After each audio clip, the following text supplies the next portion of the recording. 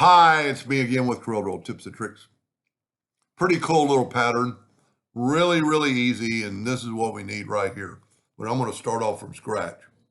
I'm going to draw an ellipse. Doesn't really matter what side, put P. I'm going to get a 2-point line and hit P. And then I'm going to Control D that line, and I'm going to rotate it 15 degrees. And then Control D, Control D, Control D, Control D. I don't really need all the lines, but I will in a minute. Because what I'm going to do now is take I want to make sure I group this together. Nope. So I'm going to group all this together so I can get rid of it at one time. And I'm going to take a 3-point curve line.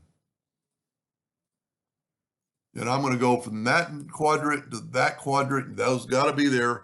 Holding down the control button to give a little curve. Then go from that quadrant to that quadrant, but go down, holding down the control button. And the only thing I'm really looking for is that swoosh. Now I'm going to actually, you know what I'm going to do is I'm going to make a copy of that and move it over. And I am going to delete this one. And I'm going to take this line and Control G to group, Control D to duplicate, Alternate C. But this time I'm going to rotate 30 degrees. And see, I'm going to get that pattern. Now, there are several ways to do that.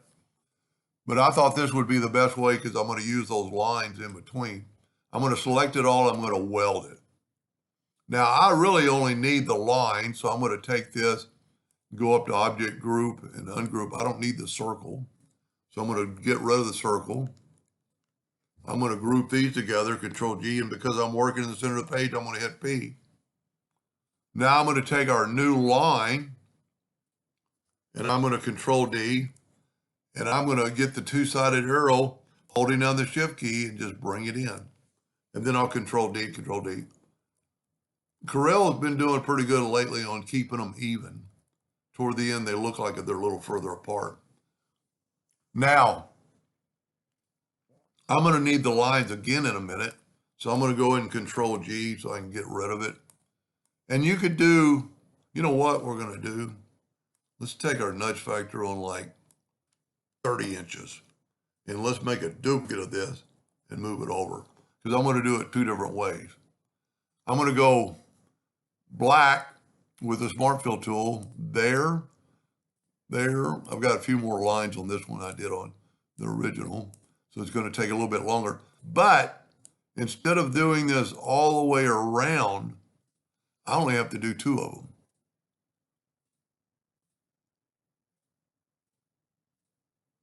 And I'm just doing every other one and the alternate one from the one before. And you could do that or not. Now I'm going to group those together, Control G. And I'm going to just delete this since I've got a copy of it. Control D to duplicate, Alternate C to have it rotate from the center. And we need 30 degrees. And look at that. You're going to get that pattern. Pretty spooky looking in a way. But we could also do it one other way. I'm going to go ahead and group those together and just move them out of the way for a second. And now I'm going to hit P to put this in the center of the page. Let's alternate the colors this time. Let's use, I don't know that it's going to be any better, but it just show you something you could do. So I'm going to go black, black, black, black. You know, sometimes it's hard, at least for me, to get every other one because you're kind of looking ahead. Now I'm going to change to blue, a dark blue, and do this one. Every other one, but the opposite one and you just did. I almost need to zoom in here a little bit. Makes it life a lot easier to go ahead and zoom. Because if you get the Smart Fill, well, in this case, and you know, you can not fill that in or fill it in. So now let's group, well, leave that moving out of the way. Control G, Control D, Alternate C, and go back to the 30 degrees. Look at that. And if you put some shadow on some of those, I think it'll look pretty cool. Control G, let's get a black box effect. So the black box effect is going to take away the black lines and leave white lines, I'm thinking. Nope, can't see the black lines. So I should have made, that's pretty cool within itself right there. But if we change this to a light blue, then you could, that's ugly. That's even uglier. Let's just do a light gray. Even the white looks pretty good. That's pretty cool.